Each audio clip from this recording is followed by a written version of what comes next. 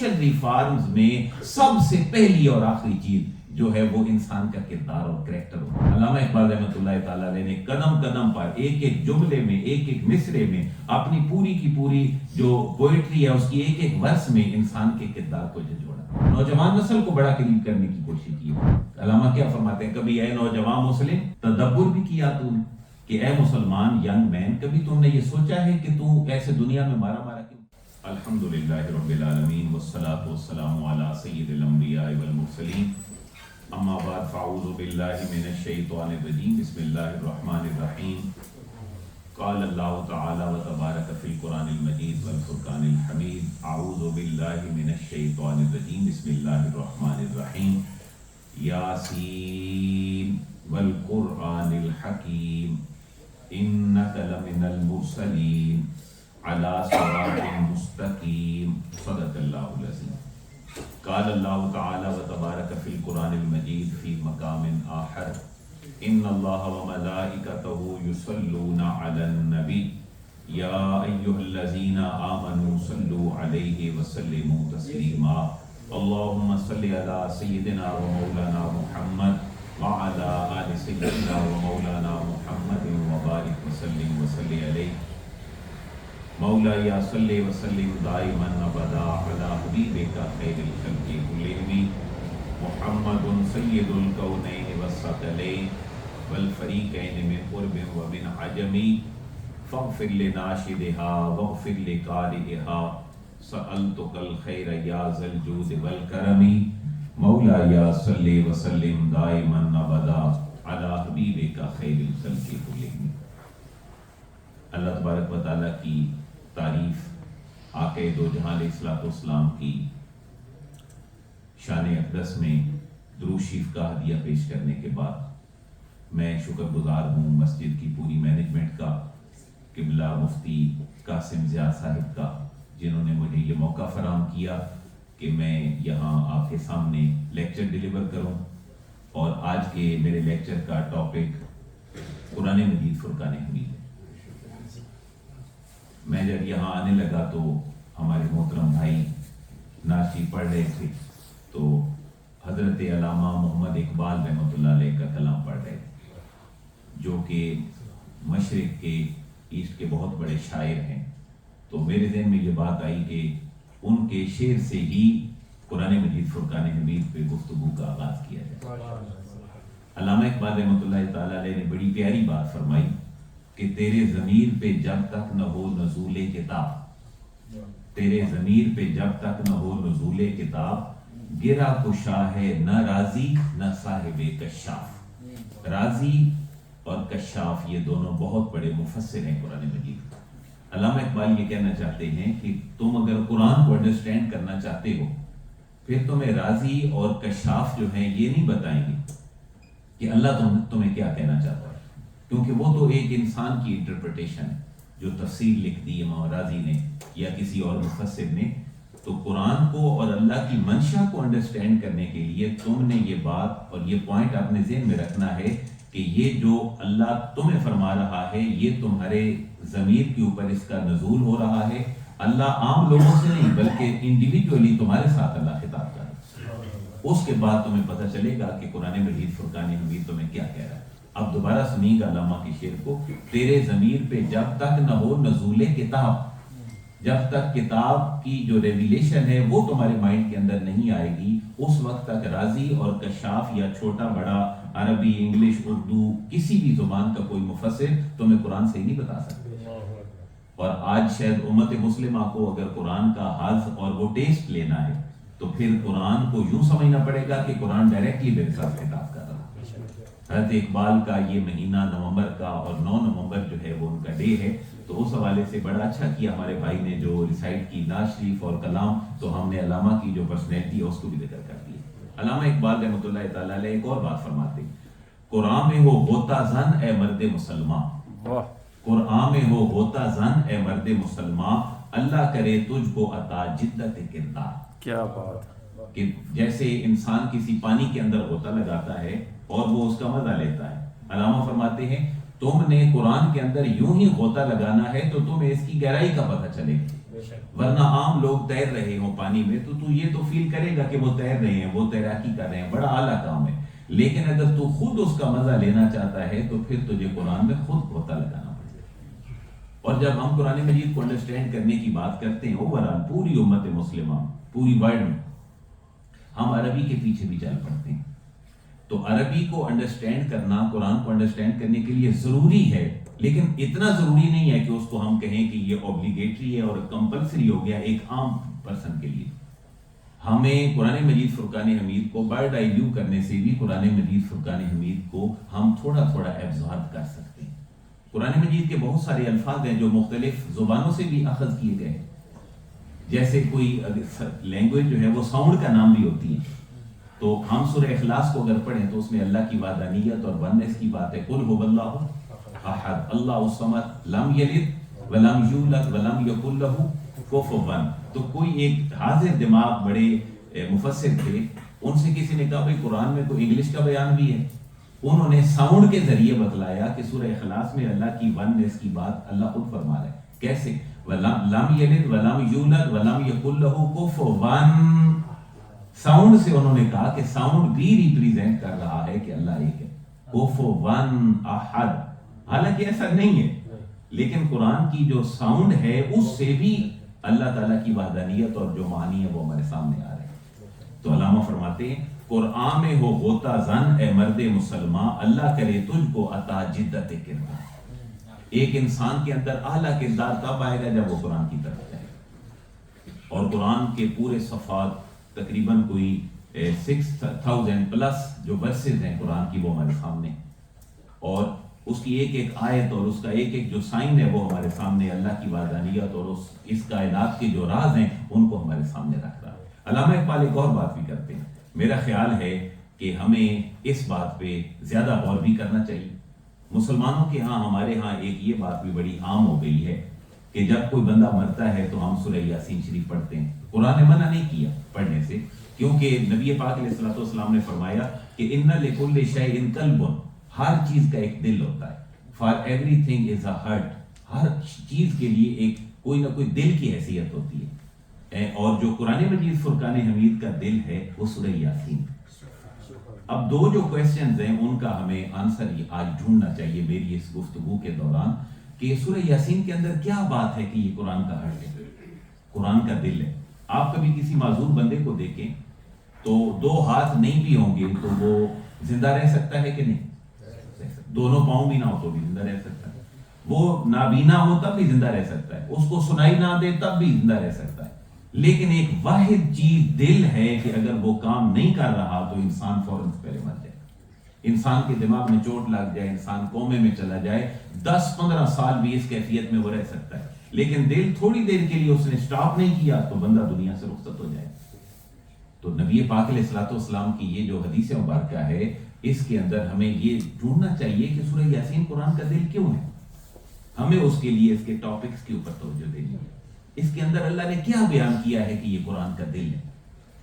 اس سے پہلے علامہ کا شکوہ سن لیں کہ کہیں وہ بعد میں میرے ذہن سے نہ نکل جائے، جس کے لیے علامہ اقبال رحمۃ اللہ تعالی علیہ کی ہم نے بات شروع کی تھی کہ علامہ فرماتے ہیں شکوہ کرتے ہوئے بآیتش ترا کار جزئی نیز، پرشین کی سینگ ہے علامہ اقبال کی، کہ قرآن کی جو آیات ہیں ان کے ساتھ تیرا تعلق اس سے زیادہ اب نہیں رہا. کس سے زیادہ؟ کہ از یاسین او آساں بمیری، کہ اس کی یاسین پڑھ کے تو مردے بخشوانا چاہتا ہے. اس سے زیادہ تمہارا قرآن کے ساتھ تعلق نہیں رہا. تو سورہ یاسین کے ساتھ اور قرآن کی جو اہمیت ہے میں نے علامہ اقبال رحمۃ اللہ تعالی علیہ کو تھوڑا سا ایسوسیٹ کر دیا کہ ان کی ذات کو جو ہے وہ خراج عقیدت بھی پیش ہو، اور اللہ سے اس دعا کے ساتھ کہ اللہ ان کا فیض اس پوری انسانیت کے لیے جاری فرمائے. وہ صرف مشرق کے شاعر نہیں، وہ پوری دنیا کے شاعر ہیں. جتنا نیچر کو انہوں نے بیان کیا ہے، پالیٹکس کو بیان کیا ہے، اکنامکس کو بیان کیا ہے، اور جتنی سوشل ریفارمز ہیں علامہ اقبال رحمۃ اللہ تعالی علیہ نے ان کے اوپر بڑی کمال بات کی. کیونکہ سوشل ریفارمز میں سب سے پہلی اور آخری چیز جو ہے وہ انسان کا کردار اور کریکٹر ہوتا ہے.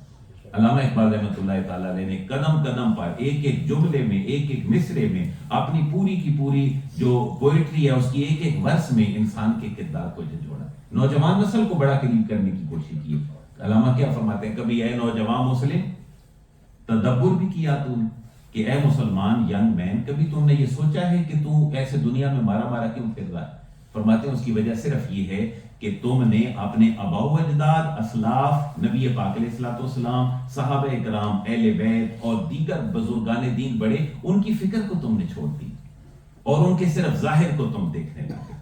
تو علامہ کا یہ شکوہ بھی ہمیں یاد رکھنا چاہیے کہ بآیتش ترا کار جزئی نیست، کہ تمہارا قرآن کی آیتوں کے ساتھ اس سے زیادہ کوئی تعلق نہیں رہا کہ تم نے یاسین پڑھی اور اپنے مرے ہوئے بندوں کو بخشوانا شروع کر دی۔ لیکن آج ہم نے اس سوال کا جواب تلاش کرنا ہے کہ سورہ یاسین قرآن کا ہارٹ اور جو قلب اور دل ہے وہ کیوں ہے۔ اس کے لیے میں اس گفتگو کے فیض کی طرف آؤں تو یہ بات ذہن میں رکھیے گا، ایک آدمی مسلمان تب ہی کہلانے کے قابل بنتا ہے جب وہ اپنے اندر 5 پختہ قسم کی جو بیلیفز ہیں ان کو اپنا لیتا ہے۔ وہ اللہ کی وننس پہ اس کو پورا اعتماد اور یقین ہو، اور آقا دو جہاں علیہ الصلوۃ والسلام کی پرافٹ ہو، آپ کا میسنجر ہونا، آپ کا لیجسلیٹر ہونا، قانون ساز ایک پوری پرسنالٹی ہونا، اور صرف پرافٹ نہیں بلکہ لاسٹ پرافٹ ہونا۔ جب تک ہم یقین نہیں رکھیں گے اس وقت تک ایک بندہ دائرہ اسلام میں داخل نہیں ہو سکتا۔ اور تیسری بات جو ہے وہ ہیئر آفٹر پہ یقین، ایک ایسے دن کے اوپر ایمان اور یقین رکھنا ہے کہ ہم سارے کے سارے اس دنیا میں آئے، یہ اس کے بعد ہم سارے کے سارے اللہ کے حضور پیش ہو جائیں، ہم نے اللہ کو جواب دینا ہے، اور جس ذات نے ہمیں پہلی دفعہ تخلیق کیا ہے اور پیدا کیا ہے وہ ہمیں مرنے کے بعد دوبارہ اٹھانے پر بھی قدرت رکھتی ہے۔ اس بات کو قرآن نے اتنے کمال انداز میں بیان کیا ہے اور اتنے دلائل ہمارے سامنے رکھے ہیں کہ انسان کی عقل دنگ رہ جاتی ہے۔ آپ کبھی قرآن مجید کا اوورآل مطالعہ کریں، آپ کو پتہ چلے گا اللہ تعالیٰ فرما رہا ہے کہ میں آسمان سے بارش برساتا ہوں اور مردہ زمین زندہ ہو جاتی ہے۔ اس سے کیا بتلایا جا رہا ہے؟ اس سے یہ بتلایا جا رہا ہے کہ جو اللہ تمہاری مردہ زمین کو زندہ کر دیتا ہے، اس سے فصلیں اگتی ہیں اور تمہارے لیے اپنا سینہ پھاڑ کے روزی کا سامان فراہم ہو جاتا ہے۔ جملے پہ توجہ کیجئے گا، اللہ فرما رہا ہے وہی اللہ تمہارے اس مردہ جسم کو بھی دوبارہ زندہ کرنے پر کہا۔ اچھا، یہ جو پروسیس ہے یہ ایک آدمی کتنے عرصے بعد واچ کرتا ہے کہ آسمان سے بارش برسی اور زمین نے اس کے لیے فصل اگا دی۔ یہ ایک جو کسان ہے وہ تو اس کو آفٹر 6 منتھ دیکھ لے گا، آفٹر 1 ایئر دیکھ لے گا، لیکن ایک میرے اور آپ جیسا آدمی جو فارمر کسان نہیں ہے وہ اس پروسیس کو کیسے دیکھے گا؟ اللہ نے اس کے لیے بھی ایک دلیل بیان فرمائی۔ ہم جب صبح اٹھتے ہیں تو دعا کیا پڑھتے ہیں؟ الحمدللہ الذی احیانا، الحمدللہ الذی احیانا، اس اللہ کی تعریف ہے جس نے ہمیں زندگی بخشی۔ اس سے کیا مراد ہے؟ اللہ تعالیٰ فرما رہا ہے نبی پاک علیہ الصلوۃ والسلام کی جو سکھائی ہوئی مسنون دعا ہے جو ہمیں یاد ہونی چاہیے، جب ہم اٹھیں تو اس کو پڑھیں۔ اللہ فرما رہا ہے 6 مہینے کے بعد تو کسان آبزرو کرے گا کہ واقعی کو مردہ زمین بھی زندہ ہو جاتی ہے، لیکن عام بندہ کیسے فرق کرے گا؟ اللہ تعالیٰ فرما رہا ہے تم ہر روز سوتے ہو، ہر روز تم اٹھتے ہو، اپنی جب سلیپ پوری کر لیتے ہو، تو کون سی ذات ہے جو تمہیں اس چھوٹی موت سے اٹھا کر پھر زندگی میں لے آتی ہے؟ میں جو ذات تمہیں چھوٹی اس موت کے بعد اٹھا کے زندگی میں لے آتی ہے وہ ذات تمہیں اپنی بڑی موت کے بعد بھی اٹھا کر اپنے حضور پیش کر لے گی۔ اور ایک اور بات کامن سی آپ ذہن میں رکھیے گا، جتنے ڈیوائن آرڈرز ہیں، جتنی ریویلڈ بکس ہیں، ان کا کرکس اگر 3 پوائنٹ میں آپ کے سامنے رکھوں، بائبل، تورات، زبور، انجیل، جو کچھ بھی ہمارے پاس صحف ملتے ہیں آسمانی، ان میں 3 پوائنٹ ایسے ہیں جو حضرت آدم علیہ السلام سے لے کر نبی پاک علیہ الصلوۃ والسلام تک ہر اللہ کے نبی، پرافٹ، میسنجر کے اوپر اللہ تعالیٰ ریویل کرتا رہا۔ وہ کیا ہے؟ Oneness of Allah, prophet of the Holi profit, اور تیسرا ہے کہ ایک ایمان اور یقین رکھنا اس ڈے کے اوپر جس کو مرنے کے بعد دوبارہ زندگی کا دن کہا جاتا ہے، جس کو آخرت کہتے ہیں۔ یہ 3 وہ پوائنٹ ہیں جن پہ ہر آسمانی کتاب نے بات کی، اور جب تک یہ تینوں پوائنٹ کو ہم انڈرسٹینڈ نہیں کریں گے ایک بہتر مسلمان نہیں بن سکیں گے۔ ان تینوں پوائنٹ کا ڈیٹیل بیان اللہ نے سورہ یاسین کے اندر فرمایا۔ اس لیے سورہ یاسین کیا ہے؟ حضور نے فرمایا کہ ہر چیز کا ایک دل ہے، اور قرآن مجید کا دل کیا ہے؟ سورہ یاسین۔ میں چاند ایک اسپیسیمن آپ کی خدمت میں پیش کرتا ہوں کہ یہ اللہ کی توحید کی بات کدھر ہے، رسول اللہ کی رسالت کی بات کدھر ہے، اور آخرت کی بات کدھر ہے، اور اللہ نے کس انداز میں فرمائی ہے؟ میں یاسین، والقرآن الحکیم. یاسین جو ہے یہ حروف مقطعات میں سے ہیں. کچھ سکیٹرڈ ورڈ ہیں جو ایک میں سمجھتا ہوں یہ پاس ورڈ کی حیثیت رکھتے ہیں. ہمارے سامنے ہمارا موبائل بہت ساری آج جدید اس دور میں پاس ورڈ پن کوڈ کے بغیر ہم چیزوں کو ان لاک نہیں کر سکتے. تو اللہ تعالیٰ نے جو خزانے بھیجے اپنے نبی کے اوپر علیہ الصلوۃ والسلام ان کو بھی بعض جگہوں پر کوڈ لگا کے دے. قرآن مجید کی تقریباً 29 سورہ ایسی ہیں جن کے شروع میں یہ حروف مقطعات ہیں. یہ ایک بہت بڑا خزانہ تھا. ATM کارڈ میرے پاس ہے, مشین میں آپ اس کو انسٹال کرتے ہیں, مشین کو بھی نہیں پتا آپ کی کتنی اماؤنٹ اس کے اندر ہے. آپ جب پاس ورڈ کلک کریں گے تو آپ کو اماؤنٹ دے دے. ایک بہت بڑا خزانہ جو اللہ کی طرف سے ریویل ہوا تھا نبی پاک علیہ الصلوۃ والسلام کے اوپر. بعض جگہوں پر انتہائی قیمتی خزانے کو کوڈ کر کے اپنے حبیب کریم تک بھیجا. اور جب جبریل امین نے سارا پیغام ہا یا عین صاد, تو نبی پاک علیہ الصلوۃ والسلام کا جملہ کیا تھا؟ علم تو آئی انڈرسٹینڈ, میں سمجھ گیا, میں اس چیز کو بہتر سمجھتا ہوں. دوسری دفعہ, تیسری دفعہ, تیسری, چوتھی, پانچویں دفعہ جب جبریل امین نے یہ کہا کہ لے کے میں آیا لیکن مجھے نہیں پتا, تو نبی پاک علیہ الصلوۃ والسلام نے یہ فرمایا کہ یہ ایک بہت بڑا خزانہ ہے جو محبت کرنے والے اور اس کے بیلفڈ کے درمیان ایک راز ہے جو اللہ نے صرف میرے تک پہنچایا. اچھا, اس کا علم آپ میرے اور آپ کے اوپر سمجھنا ضروری نہیں ہے. اگر کوئی حروف مقطعات پہ اس طرح کے سکیٹرڈ ورڈ پہ کتاب لکھتے تو یہ اس کا مزاج تو ہے, لیکن قرآن کا مزاج یہ نہیں ہے کہ تم ان کے پیچھے پڑھو. یاسین کی بہت سے زیادہ تعبیرات مفسرین نے کی کہ یہ ایبریویشن ہے. یا جو ہے وہ ووکیٹو پارٹیکل ہے کسی کو بلانے کے لیے یا, اور سین سٹینڈ فار سید البشر, اے ساری کائنات اور انسانوں کے سردار. اللہ نے ان الفاظ کے ساتھ ایبریویٹ کر کے اپنے حبیب کریم کو خطاب فرمایا. یا سین, یا کو الگ پڑھیں, سین کو الگ پڑھیں. لیکن میں پھر بھی عرض کر رہا ہوں یہ انڈرسٹینڈنگز ہیں ہیومن بینگ کی, کسی مفسر کی, کسی ٹرانسلیٹر کی. جو اللہ کا منشا اور اللہ کی مرضی ہے وہ اللہ کے پاس ہی. فرمایا والقرآن الحکیم, قرآن حکیم کی قسم ہے. قرآن نہیں کہا, مجید بھی نہیں کہا, قرآن حکیم ہے. قرآن وہ بات کرتا ہے جو لوگوں کے امراض کو دور کرتا ہے, ان کی تشخیص کرتا ہے, ڈائگنوز کرتا ہے, اس کو ڈائگنوز کرنے کے بعد اس کا ٹریٹمنٹ کرتا ہے اخلاق کے اعتبار سے, ہر نظام کے اعتبار سے. اور قسم اٹھا کے کیا فرمایا؟ انک لمن المرسلین, اے حبیب کریم مکے کے لوگ آپ کی رسالت کے منکر ہیں, لیکن اللہ فرما رہا ہے میں قرآن کی قسم اٹھا کے کہہ رہا ہوں کہ اے حبیب کریم آپ کو اللہ نے بھیجا ہے, آپ خود سے نہیں کھڑے ہو گئے کہ میں رسول ہوں. کیونکہ مکے کے لوگ کہتے تھے کہ آپ نے خود ہی نبوت کا دعویٰ کر دی. اللہ فرما رہا ہے نہیں, یہ قرآن بھی حبیب ہم نے نازل کیا ہے اور آپ کو رسول بھی ہم نے ہی بنا کر بھیجا ہے. گویا کہ کتاب کو بھی اللہ نے اون کر لیا, کتاب بھی میری, اور رسول کی رسالت اور اس کو بھی اون کر دیا کہ اے حبیب آپ خود سے نہیں رسول بنے, آپ کو ہم نے رسول بنا کر بھیجا. اچھا, بعض اوقات آپ دیکھیں انسان اسٹڈی کرتا ہے, مطالعہ کرتا ہے, ڈگریز حاصل کرتا ہے, آگے جاتا ہے, بعض اوقات انسان غلط راستے پر بھی چلا جاتا ہے اور وہ خود سمجھ رہا ہوتا ہے کہ میں بہت اچھا انسان ہوں اور میں بالکل ٹھیک راستے پر ہوں. بعض اوقات ایسی مس انڈرسٹینڈنگ انسان کی زندگی میں ہو جاتی ہے. اللہ تعالیٰ اپنے حبیب کریم کو فرما رہے محبوب آپ کے بارے میں کوئی یہ بھی نہ سوچے کہ قرآن اترا, آپ نے نبوت کا دعویٰ کیا اور معاذ اللہ آپ غلط راستے پر ہیں. ایسا نہیں ہے. فرمایا ان اعلیٰ صراط مستقیم, حبیب کریم جو آپ راستہ بتا رہے ہیں وہ بالکل ٹھیک راستہ ہے, وہ بالکل سیدھا راستہ ہے. اس راستے کے اندر کوئی بھی ایسا سکم اور کمزوری نہیں ہے کہ وہ راستہ معاذ اللہ کسی غلط طرف جاتا. تو سورہ یاسین قرآن کا دل ہے, ہارٹ ہے. کیوں ہے؟ اس کے مضامین, اس کے ٹاپکس اتنے کمال ہیں جو انسان کو جلا اور زندگی بخشتے.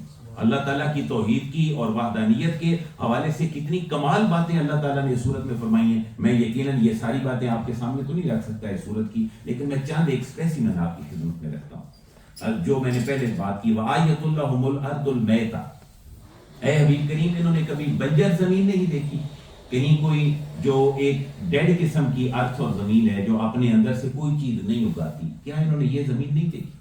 اگر یہ زمین کو دیکھ لیتے تو احییناہا, ہم نے ہی اس کو کیا کی؟ زندگی بخشی. وَأَخْرَجْنَا مِنْهَا حَبًّا, ہم نے اسی سے ہی ان کے لیے اناج اگایا. فَمِنْهُ يَأْكُلُونَ, اسی سے تو یہ کھاتے ہیں.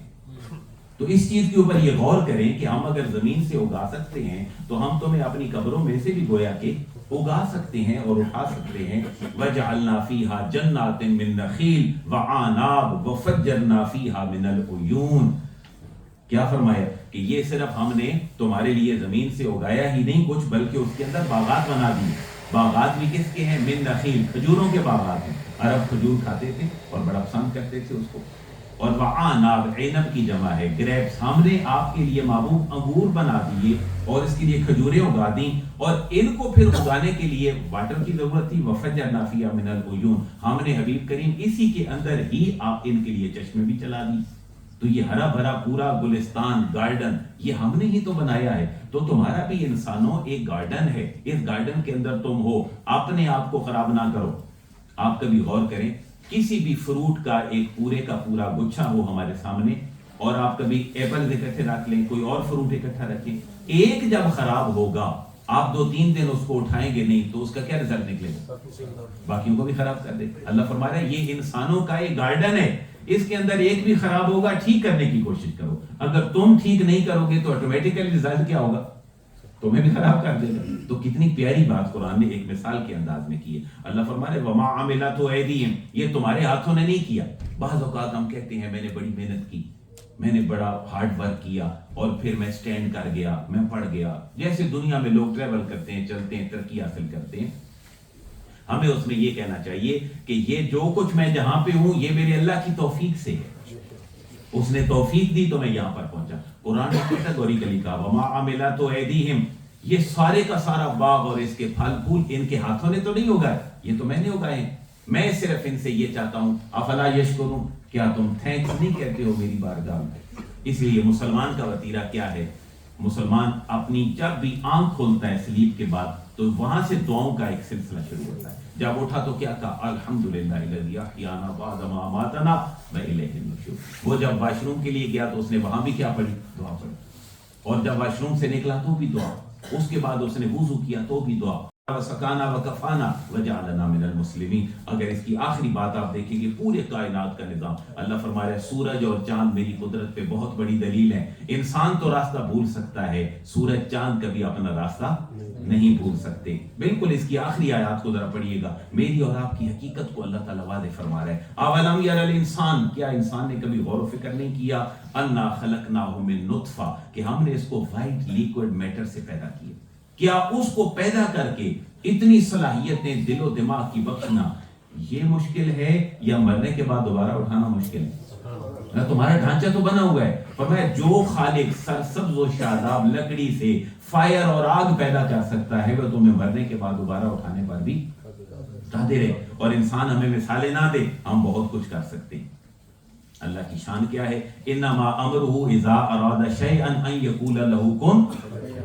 اللہ کی شان یہ ہے کہ وہ ارادہ فرماتا ہے کہ ہو جا تو وہ ساری کائنات کی چیزیں ہو جاتی ہیں. فسبحان